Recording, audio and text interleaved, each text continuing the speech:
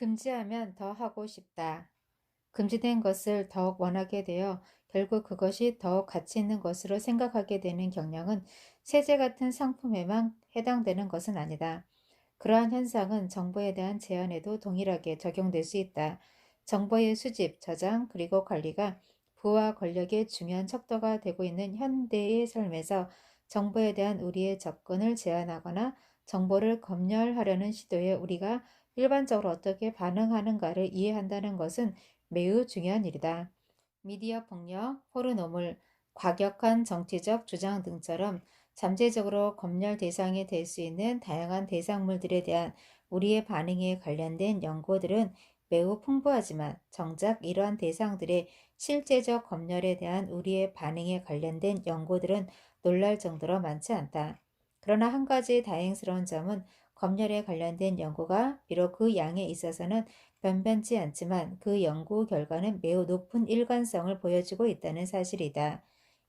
이들 연구에서 항상 변함없이 발견되는 결과는 만일 어떤 정보에 대한 접근이 금지되면 우리는 오히려 그 정보에 대한 접촉을 더욱 열심히 추구하며 그 정보의 가치는 검열 이전보다 이후에 더욱더 상승한다는 것이다. 검열된 정보에 대해 사람들이 더욱더 열심히 접근을 추구하는 현상은 어쩌면 당연한 반응일 수도 있다. 반면에 정말 이해하기 힘든 것은 사람들이 검열된 정보에 직접적으로 접촉하지 못했음에도 불구하고 검열된 정보의 내용이 진실이라고 더욱더 확신하는 현상이다. 예컨대 로스캐롤라이나 대학의 학생들에게 대학 캠퍼스에 남녀 혼성 기숙사를 설치하는 것에 반대하는 연설을 금지할 것이라는 사실이 알려지자 이들은 남녀 혼성 기숙사의 설치에 더욱 반대하게 되었다는 연구 결과를 생각해 보도록 하자.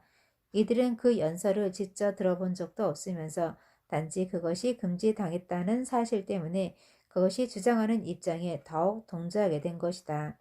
이러한 경향은 매우 심각한 우려를 낳는다.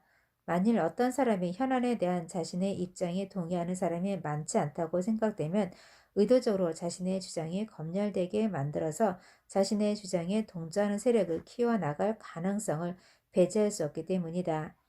그러한 사람들이 사용할 수 있는 가장 효과적인 전략은 별로 호응을 받지 못하는 그들의 견해를 홍보하는 것보다는 그들의 견해가 검열당하게 되어 검열당했다는 사실을 홍보하는 것이라는 점은 정말 기이한 사실이 아닐 수 없다. 그런 측면에서 완벽한 언론의 자유를 보장하고 있는 미국의 수정 헌법을 제정한 사람들은 철두철미한 자유민주주의자로서의 역할과 정교한 사회심리학자로서의 역할을 동시에 훌륭히 해낸 것으로 볼 수 있다. 언론의 자유를 침해할 것을 거부한 그들의 결정은 심리적 저항이라는 비이상적인 과정을 통하여 부당하게 우리의 지지를 획득하려 하는 모든 정치적 시도를 미연에 방지해주기 때문이다. 검열당할 수 있는 것은 정치적 주장뿐만은 아니다. 성과 관련 있는 것들도 흔히 검열의 도마에 오르고 있다. 학부모들이나 시민단체의 회원들은 청소년들이 치졸한 성적 내용을 담은 잡지나 도서에 오염되지 않게 하기 위하여 갖은 애를 쓰고 있다. 사실상 성에 관련된 자료들의 검열은 그리 쉬운 작업이 아니다. 도덕성과 예술성, 그리고 사회적 악영향과 수정 헌법에 보장된 표현의 자유 등등이 팽팽히 맞서 문제를 더욱 복잡하게 만들고 있다. 그러나 순전히 심리학적인 관점에서 보았을 때 완고한 검열 제도를 주장하는 사람들은 퍼듀 대학에서의 연구 결과를 한번 참조할 필요가 있다. 퍼듀 대학생들은 어떤 책의 광고물에 노출되었는데 이들의 절반은 이 책은 성인용이므로 21세 이상의 성인들만 구입하시기 바랍니다. 라는 광고 카피에 노출되었으며 나머지 절반은 아무런 나이에 제한이 없는 일반적인 광고물에 노출되었다. 나중에 연구자들은 이들 대학생들에게 광고된 책을 평가하게 하였는데 검열당한 대상에 대한 일반적인 반응과 동일한 두 가지 사실이 발견되었다. 나이 제한에 관한 광고 카피에 노출된 대학생들은 일반적인 광고물에 노출된 대학생들에 비해 1. 그 책을 더욱 읽고 싶어 했고 또한 2. 그들이 그 책을 좋아할 것이라고 더욱 긍정적으로 생각하고 있었다. 이런 결과가 성적으로 호기심이 많은 일부 대학생에게만 적용되며 중학생과 고등학생들에게는 적용되지 않는다는 주장도 있을 수 있다. 하지만 나는 두 가지 면에서 이 주장에 의문을 제기할 수밖에 없다. 첫째, 심리학자들은 어른에게 반대하고 싶은 욕구가 꽤 이른 사춘기 시절부터, 즉 10대의 초기부터 시작된다고 본다. 과학적이지 않은 방법으로 관찰한 사람들도 반항적인 경향이 매우 일찌감치 생성된다는 것을 대부분 알고 있다. 둘째, 퍼듀 대학생들에게 나타난 패턴이 성적인 주제에만 통용되는 것이 아니며 성에 대한 특별한 관심 때문만도 아니라는 점이다. 사실 그러한 현상은 일반적으로 강요된 제한과 규제 사항에 대해 광범위하고 공통적인 패턴으로 나타난다. 우리가 책과 세자를 통해 알아본 바와 같이 사람들은 심리적 저한 이론에 따라서 제한된 대상을 이전보다 더 원하게 되었고 그 결과 그것에 대해 더욱 호의적으로 느끼게 되었다. 한편 학교 교과목 중에서 성적인 내용을 담고 있는 모든 자료들을 의무적으로 검열해야 한다고 주장하는 사람들이 있다.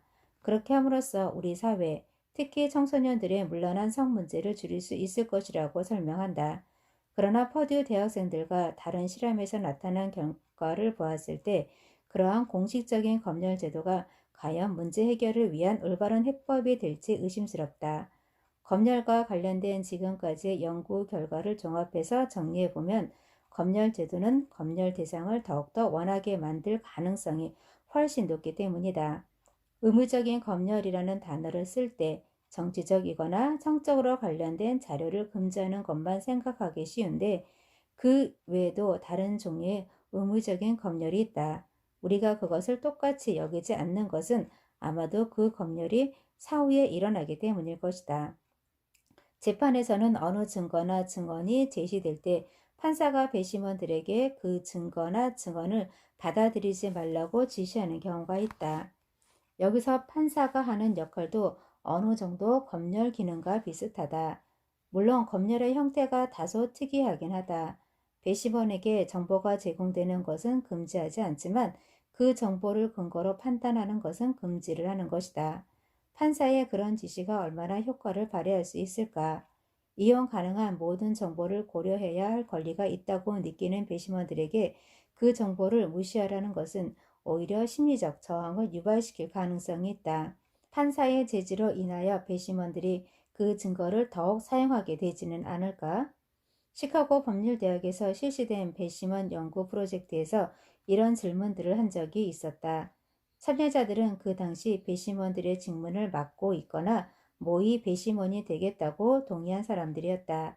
이 배심원들은 기존에 열린 재판의 증거 테이프를 들었고 그들이 직접 그 사건을 결정하는 것처럼 심사숙고하였다. 30명의 배심원들에게 부주의한 남성 피고로 인해 자동차 사고를 당했던 여성의 사례를 들려주었다. 그 실험의 첫 번째 결과는 놀랍지 않았다. 운전자가 책임보험에 들었다고 했을 때 배심원들은 보험에 들지 않았다고 말했을 때보다 평균 4,000달러를 더 부과하는 판정을 내렸다. 가로 열고 33,000달러 대 37,000달러 가로 닫고 즉 보험회사에서 부담을 해줄 거라면 희생자에게 더 큰 보상금이 돌아가기를 원했던 것이다. 하지만 다른 배심원들을 대상으로 했던 두 번째 실험에서는 매우 놀라운 상황이 나타났다. 운전자가 보험에 들었다고 말했고 판사가 그 증거를 무시하라고 지시했을 때 그 지시는 오히려 부메랑 효과를 일으켜 배심원들이 평균 46,000달러의 보상금을 부과하였던 것이다. 운전자가 책임보험에 가입했음을 알았을 때 배심원들은 보상금을 4,000달러 정도 더 높게 불렀다. 그런데 그 정보를 공식적으로 무시하라는 말을 들은 배심원들은 그 정보에 더욱 집착하여 보상금을 13,000달러나 올려버렸다. 그렇다면 법정의 공식적인 검열 제도조차 문제가 일어난다는 점을 인정할 수밖에 없다. 이렇듯 우리는 흔히 금지된 정보에 전보다 더 가치를 부여하는 쪽으로 반응을 보이게 된다. 검열에 의해 자유스러운 접근이 제한된 정보를 우리가 더욱 가치 있게 생각한다는 사실은 희귀성의 법칙이 물리적 상품의 영역을 넘어서서 정보, 지식, 그리고 커뮤니케이션의 세계에서도 공통적으로 적용될 수 있다는 사실을 강력하게 시사하고 있다. 그러나 정보의 가치를 높이기 위하여 꼭 검열 과정이 필수적인 것은 아니다. 희귀성의 법칙에 따르면 정보의 가치는 그것이 얼마나 많은 사람들에게 알려졌는가에 의해 결정될 수 있다. 따라서 모든 사람들에게 공개되지 않은 일정의 독점된 정보는 상대적으로 높은 가치를 부여받을 수 있을 것이다.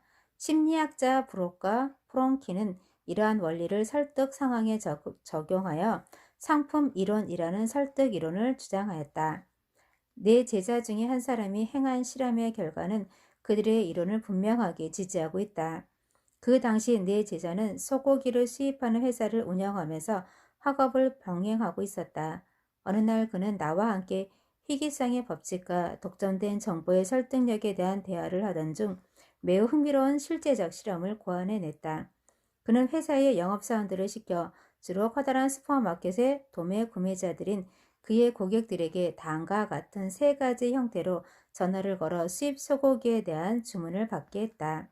첫 번째 형태의 전화에서 영업사원들은 평상시처럼 수입된 소고기의 가격을 고객들에게 알려주고는 그들이 얼마만큼 주문할 것인가를 물었다. 두 번째 형태의 전화는 소고기의 구매 가격과 함께 수입된 소고기의 공급이 다음 달에 크게 줄어들 것이라는 정보를 제공하고는 주문량을 물었다. 마지막 세 번째 형태의 전화에서는 소고기의 구매 가격과 수입 소고기의 공급이 줄어들 것이라는 정보와 함께 그러한 정보가 특별한 소스를 통하여 얻어진 독점적인 정보라는 설명을 첨가한 후 고객들로부터 주문을 받았다. 실험의 결과는 금방 분명해졌다. 네 제자는 갑작스럽게 증가된 소고기의 주문에 재고가 바닥이 나서 더 많은 양의 소고기를 수입해야만 했다. 앞으로 소고기가 희귀해질 것이라는 정보를 제공받은 고객들은 평상시와 다름없는 전화를 받은 고객들에 비하여 2배나 많은 양의 소고기를 주문하였다. 예상한 대로 가장 많은 양의 소고기를 주문한 사람들은 이 중에 희귀성의 정보를 제공받은, 즉 소고기가 희귀해질 것이라는 것을 희귀한 소스로부터 제공받은 고객들이었는데 이들은 보통의 고객들보다 무려 6배나 많은 양을 주문하였다. 이 실험은 어떤 상품의 희귀성을 알리는 독점적 정보의 엄청난 설득력을 명료하게 제시해 주었던 것이다.